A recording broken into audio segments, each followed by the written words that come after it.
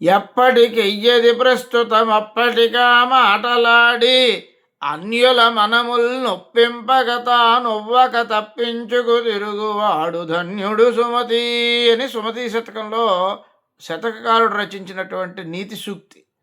ఎప్పటికెయ్యది ప్రస్తుతము, ఏ సమయానికి ఏది అవసరమో ఆ దాన్ని ప్రస్తుతము అంటారు. ఆ సమయానికి అది కాకుండా మరో అప్రస్తుతంగా మాట్లాడామనుకో, దానివల్ల అనేక రకాలైనటువంటి భేదాభిప్రాయాలు వస్తాయి, విరోధం వస్తుంది. దానివల్ల అన్యమనస్కులు అవుతారు, లేదా అపరాధాలు కూడా మనకి కలుగుతాయి.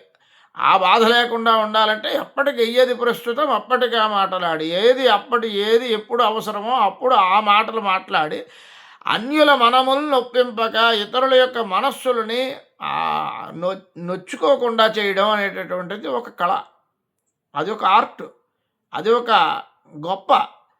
అలాగ మాట్లాడేటటువంటి వాళ్ళు చాలా అరుదుగా ఉంటారు. సంభాషణ చాతుర్యం ఉండాలి, సంభాషణలో గుంభనం ఉండాలి, సంభాషణలో ఇతరుల ఇతరుల యొక్క మనసు నొచ్చుకోకుండా ఉండాలి, ఇతరుల యొక్క మనసుని ఆకర్షించేలా ఉండాలి, వారు ఇతరులు ఆనందించేలా ఉండాలి. అటువంటి మాటే మాట్లాడాలి. అంచేత అన్యుల మనములను నొప్పింపక తానొవ్వక, అలా నొప్పించడం, ఇతరులను ఒక మాట అనడం, 10 మాటలు పడడం. తాను అవ్వడము అంటే అది. తాను ఇతరులను ఒక మాట అన్నాడంటే వారు ఇతరులు కూడా మనం మాట్లాడతారు కదా, మన్ని కూడా తొంసుంటా అంటే తొంసుంటా అంటారు. కాబట్టి తానొవ్వక తప్పించుకు తిరుగువాడు, ఇతరులు బాధపడకుండా మాట్లాడి తను ఇతరులు బాధ పెట్టకుండా మనం తప్పించుకు తిరగడం అనేటటువంటిది, అలా మాట్లాడడం అనేటటువంటిది అది ఒక గొప్పదైనటువంటి వరము.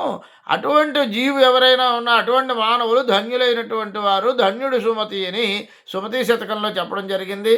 ఇది నా ఈ యొక్క పద్యానికి విశ్లేషణ. నా విశ్లేషణ మీకు నచ్చినట్లయితే లైక్ చేయండి, షేర్ చేయండి, సబ్స్క్రైబ్ చేయండి.